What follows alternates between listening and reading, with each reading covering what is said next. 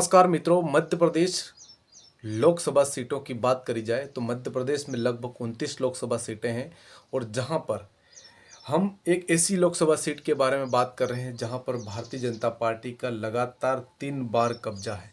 और वो सीट ऐसी है जो आदिवासी बाहुल्य लोकसभा सीट, जो सीट खरगोन बड़वानी लोकसभा सीट, हम उस सीट की बात कर रहे हैं जहां पर भारतीय जनता पार्टी का लगातार दबदबा रहा है। और यहाँ पर कांग्रेस भी फाइट में रही है। और इस बार का जो चुनाव है, जो लोकसभा 2024 का जो चुनाव है, जिसमें भारतीय जनता पार्टी ने पुनः, जो कि वर्तमान सांसद गजेंद्र सिंह पटेल को पुनः भारतीय जनता पार्टी ने टिकट दी और कांग्रेस ने उलटफेर करते हुए एक नए प्रत्याशी यानी कि पोरवाल खरते को टिकट दी गई।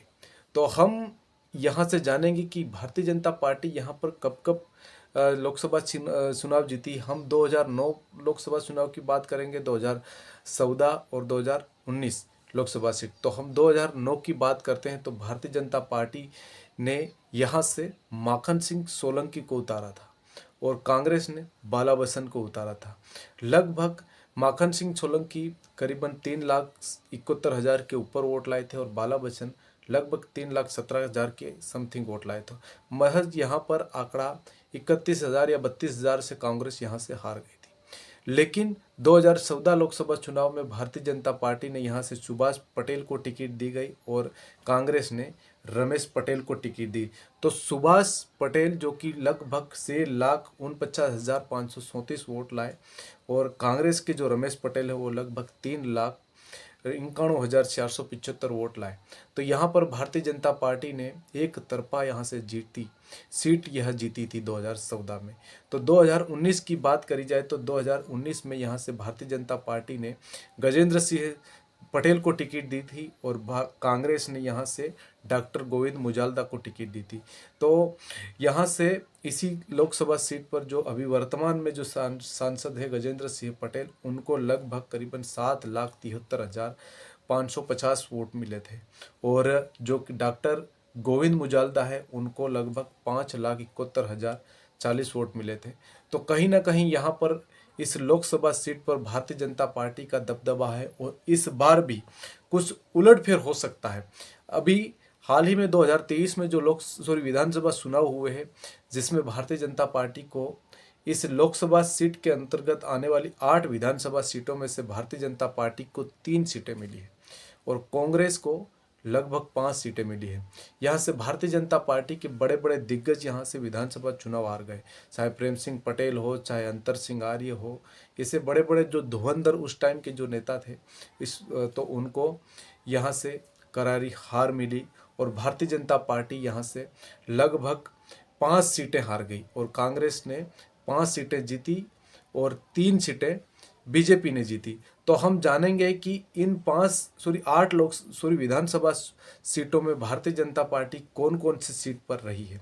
तो सर्वप्रथम हम बात करते हैं कसरावत की। तो कसरावत में कांग्रेस पार्टी जीती है और पहले प्रयास में लगभग 1,27,000 से अधिक उनका जो प्रत्याशी 2,700 से अधिक वोट लाया है।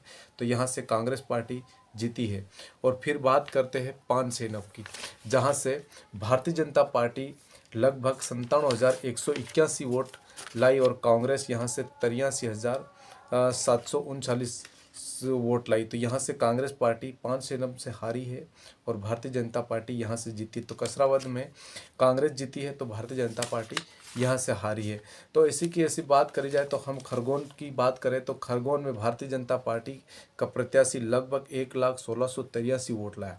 तो यहाँ पर कांग्रेस पार्टी के जो प्रत्याशी थे वो करीबन 87,918 वोट लाए। तो ये यहाँ से हार एक लगभग 10,000-11,000 वोटों के समथिंग से कांग्रेस प्रत्याशी यहाँ से आ रहा है। तो भगवानपुरा विधानसभा सीट की बात करी जाए तो भगवानपुरा में कांग्रेस प्रत्याशी 99,083 वोट लाए और कांग्रेस प्रत्याशी बीजेपी प्रत्याशी लगभग 86,874 वोट लाए। तो यहाँ से कांग्रेस प्रत्याशी विजेता रहे। तो महेश्वर विधानसभा की बात करी जाए तो महेश्वर में बीजेपी प्रत्याशी थे वह जीते और कांग्रेस प्रत्याशी हारे। लगभग बीजेपी प्रत्याशी यहाँ से 94,338 483 वोट यहाँ से लाई और कांग्रेस प्रत्याशी यहाँ से 88,467 सीट यहाँ से लाई। तो अब बड़वानी विधानसभा सीट की बात करी जाए तो बड़वानी में लगभग कांग्रेस यहाँ से कांग्रेस का जो प्रत्याशी था वो यहाँ से लगभग 1,11,97 वोट लाए और यहाँ से बीजेपी का जो प्रत्याशी थे वो लगभग 90,025 वोट लाए। बड़वानी विधानसभा में लगभग कांग्रेस यहाँ से करीबन 1600 से अधिक वोटों से या फिर आसपास उससे अधिक वोटों से यहाँ से बड़वानी से कांग्रेस जीती है। लेकिन यहाँ के जो प्रेम सिंह पटेल जो कि मंत्री थे मध्य प्रदेश शिवराज सिंह चौहान की सरकार में मंत्री थे, वह यहाँ से चुनाव हार गए बड़वानी से। तो इसी प्रकार सेंधवा की बात करी जाए तो सेंधवा में कांग्रेस के जो प्रत्याशी है लगभग 1,61,036 वोट यहाँ से लाए थे और भारतीय जनता पार्टी के जो अंतर सिंह आर्य है वो लगभग 1,677 वोटों से यहाँ से हारे। वो लगभग 1,44,59 वोट लाए थे। तो राजपुर विधानसभा सीट की बात करी जाए तो यहाँ पर कांग्रेस प्रत्याशी ने यहाँ से जीत दर्ज करी थी और कांग्रेस प्रत्याशी यहाँ पर 1,03,33 वोट लाए और बीजेपी यहाँ से लगभग 99,443 वोट लाई। तो हमने ये सभी विधानसभाओं के जो आंकड़े हैं जहाँ पर भारतीय जनता पार्टी कितने वोट लाई और यहाँ पर बीजेपी के प्रत्याशी कितने वोट लाए हैं। तो कहीं ना कहीं ये जो लोकसभा सीट है यहाँ इस बार कुछ उलटफेर हो सकता है। कैसे हो सकता है तो हमने आपको बताया कि अगर ये विधानसभा चुनाव के देखते हुए अगर ये यही वोट कांग्रेस को मिलते हैं, कांग्रेस के प्रत्याशी को, तो कांग्रेस प्रत्याशी यहाँ से भारी मतों से जीत सकते हैं। और लेकिन फिर भी यहाँ यह सीट इतनी हॉट है कि यहाँ पर कुछ कह नहीं सकते, यानी कि गजेंद्र पटेल पुनः जीत भी सकते हैं। और क्योंकि वास्तविक में देखा जाए तो गजेंद्र सिंह पटेल जो पहले जो कांग्रेस प्रत्याशी को थे उनको करीबन लगभग 1.5 लाख वोटों से हराया है और इस बार भारतीय जनता पार्टी जो 400 पार का जो लक्ष्य लेके चल रही है तो कहीं ना कहीं भारतीय जनता पार्टी यहाँ पर भी अव्वल दिख रही है और यहाँ से भारतीय जनता पार्टी के जो प्रत्याशी गजेंद्र सिंह पटेल वो यहाँ से जीत सकते हैं, ऐसा अनुमान है। तो कहीं ना कहीं कांग्रेस ने भी यहाँ से कांग्रेस प्रत्याशी पोरवाल खरते वो लगातार आदिवासी क्षेत्र में आदिवासी समाज में उनके संवैधानिक अधिकारों को लेकर वह लड़े। उन्होंने एक महू से लेकर दादरा तक एक आदिवासी जन जागरूकता रैली निकाली गई थी और जिसके चलते वह केंद्र के जो बड़े नेता है, जो बड़े लीडर है कांग्रेस के, उनके संपर्क में आए और उनको भारतीय कांग्रेस ने टिकट दी गई।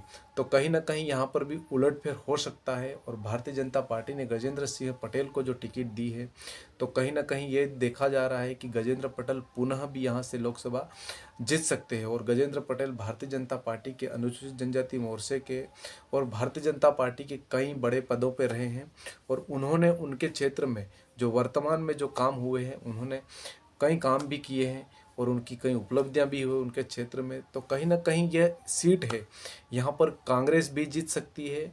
अगर विधानसभा के जो समीकरण देखें तो कांग्रेस भी यहाँ से जीत सकती है और यहाँ से बीजेपी भी जीत सकती है। लेकिन जो 2024 में भारतीय जनता पार्टी जो 400 पार का जो लक्ष्य लेके चल रही है तो कहीं ना कहीं हर सीट पे आपने देखा होगा कि 2019 लोकसभा में भारतीय जनता पार्टी ने 29 लोकसभा सीटों में से 28 लोकसभा सीटें जीती थी। एकमात्र सीट सिर्फ छिंदवाड़ा जो लोकसभा सीट है जो कमलनाथ के बेटे नकुलनाथ ने जीती और 28 की 28 सीटें भारतीय जनता पार्टी ने जीती।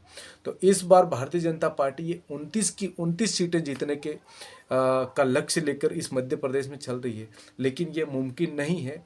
हर सीट पर कहीं ना कहीं कांग्रेस और भारतीय जनता पार्टी टक्कर में है और दोनों की दोनों जो पार्टियां हैं और आसपास में जो क्षेत्रीय दल जैसे भारत आदिवासी पार्टी हो, चाहे आम आदमी पार्टी हो, आज़ाद समाज पार्टी हो, बहुजन समाज पार्टी हो, चाहे समाजवादी पार्टी है, तो कहीं ना कहीं उनका भी फीडबैक है और यहाँ पर जो आदिवासी संगठन बने उनका भी फीडबैक रहेगा और वो भी कहीं ना कहीं या तो कांग्रेस की तरफ जाएंगे या फिर भारतीय जनता पार्टी की तरफ जाएंगे। तो ये देखा जा रहा है कि यहाँ से इस सीट पर कुछ भी हो सकता है। यहाँ से कांग्रेस भी जीत सकती है और भारतीय जनता पार्टी भी जीत सकती है।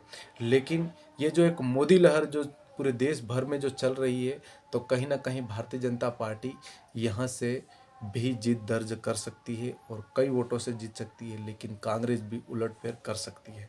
और दूसरी पार्टियां जो उनके अभी प्रत्याशी उन्होंने अभी उतारे या नहीं उतारे, उनके बारे में हम आपको अगले वीडियो में और भी बताएंगे।